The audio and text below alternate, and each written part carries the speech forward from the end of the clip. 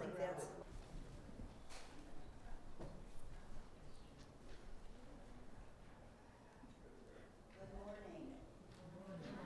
The reading is Matthew 25, verses 14 through 30. Jesus said to the disciples, "Again, the realm of heaven could be likened to a wealthy landowner who was going on a journey and called in 3 workers, entrusting some funds to them. The first was given $5,000, the second $2,000, and the third $1,000, according to each one's ability. Then the landowner went away. Immediately, the worker who received the $5,000 went and invested it and made another 5. In the same way, the worker who received the $2,000 doubled that figure. But the worker who received the $1,000 instead went off and dug a hole in the ground and buried the money. After a long absence, the traveler returned home and settled accounts with them. The one who had received the $5,000 came forward, bringing the additional 5, saying, 'You entrusted me with $5,000. Here are 5,000 more.' The landowner said, 'Well done. You are a good and faithful worker. Since you were dependable in a small matter, I will put you in charge of larger affairs. Come, share my joy.' The one who had received the $2,000 then stepped forward with the additional 2, saying, 'You entrusted me with $2,000. Here are 2,000 more.' The landowner said to this one, 'Cleverly done. You too are a good and faithful worker. Since you were dependable in a small matter, I will put you in charge of larger affairs. Come, share my joy.' Finally, the one who had received the $1,000 stepped forward and said to the landowner, 'Knowing your ruthlessness, you who reap where you did not sow and gather where you did not scatter, and fearing your wrath, I went off and buried your $1,000 in the ground. Here is your money back.' The landowner exclaimed, 'You worthless, lazy lout. So you know that I reap where I don't sow and gather where I don't scatter, do you? All the more reason to deposit my money with the bankers, so that on my return I could have had it back with interest. You there, take the 1,000 away from this bum and give it to the one with the 10,000. Those who have will get more until they grow rich, while those who have not will lose even the little they have. Throw this worthless one into the outer darkness, where there is wailing and grinding of teeth.'"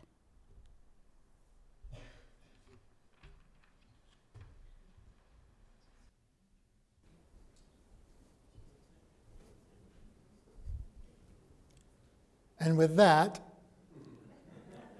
there's supposed to be a sermon.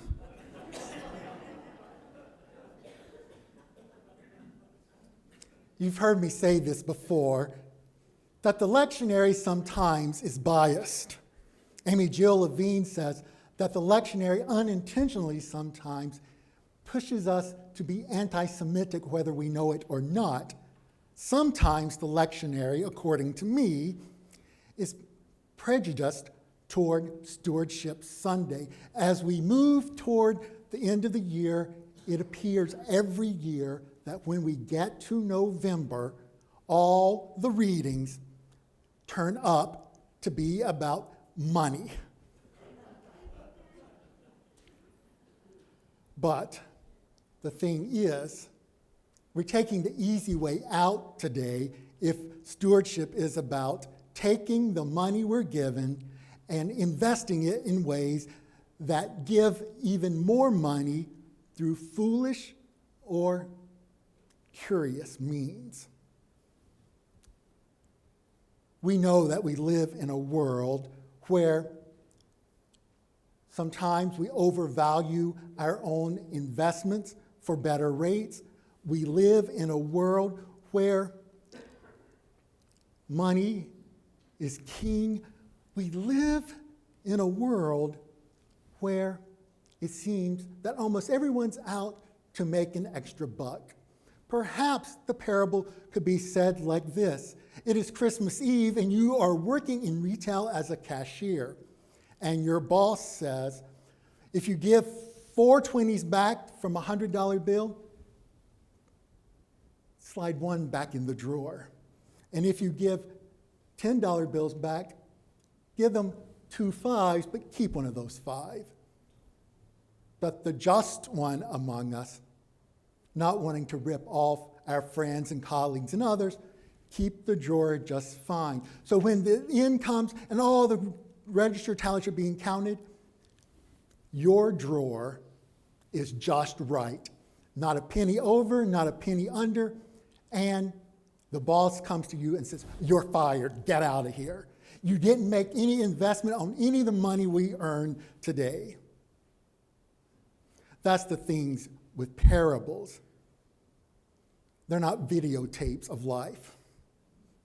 If we imagine a parable to be just as it says, we've lost the meaning. Amy Jill Levine says parables are meant to be hard. They're here to make us think.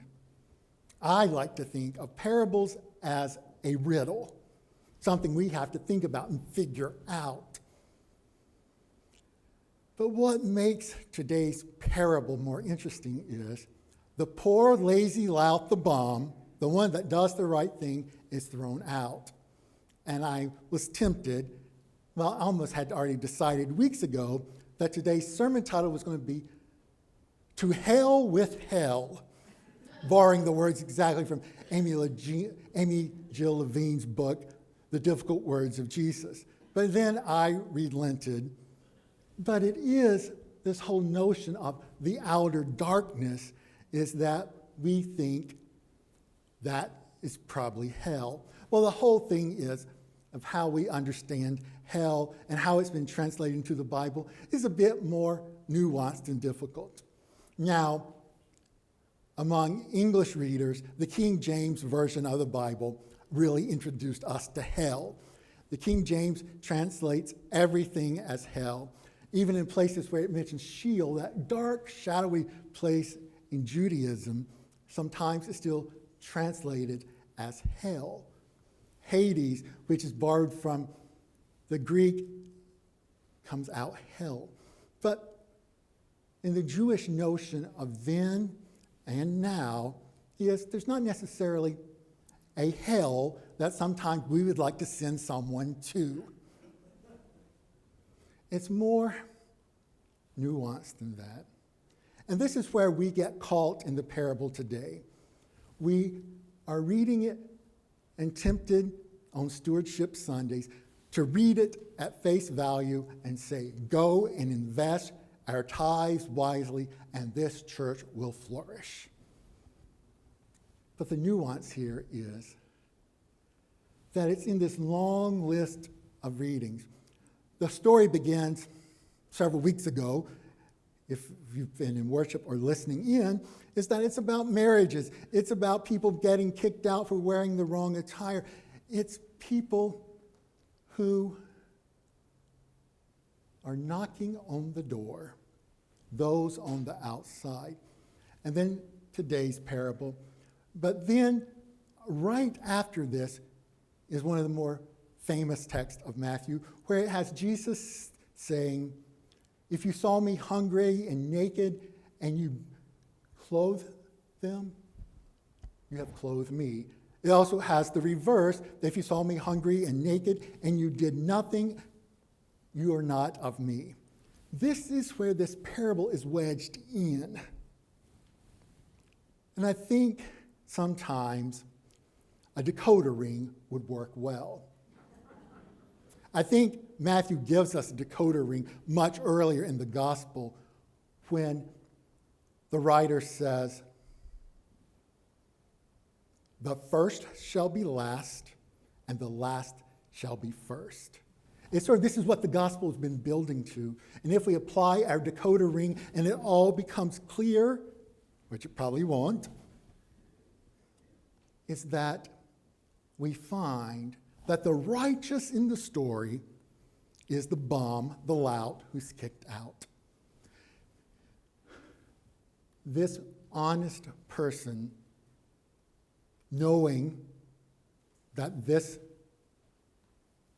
owner of the field is one that overcooks the books, knowing that his or her life may be at stake.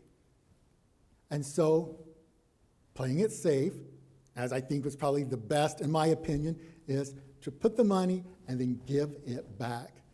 But the person's not praised. It's those who've used the money to make more money that strips people of all they have. It's like in our world, it's the payday lenders that you take them your check, they cash it, and whenever the terms come due, you end up owing more than your paycheck was ever worth. The bum, and I believe we're all bums here today, is the one that does the right thing, not overcharging, not saying I'm worth more than others, but when we follow the investment strategies of Jesus, the world, as it appears in the parable, we may end up at the very back of the line in the outermost parts, which some might say is hell.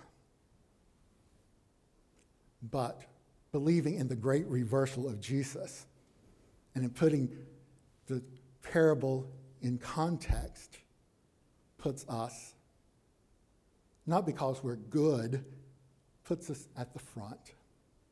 For whenever we do good, we don't rush toward the front, but we do it because it's the right thing.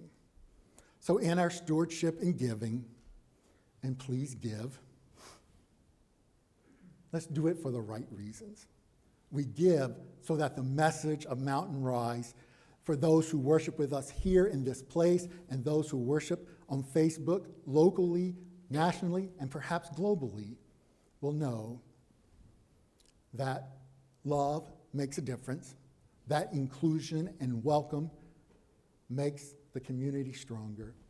It is as if we've been given great currency of love to make a difference and to value what's worthy in this world rather than valuing the clout or cooking the books or overstating our accounts to get the better deal.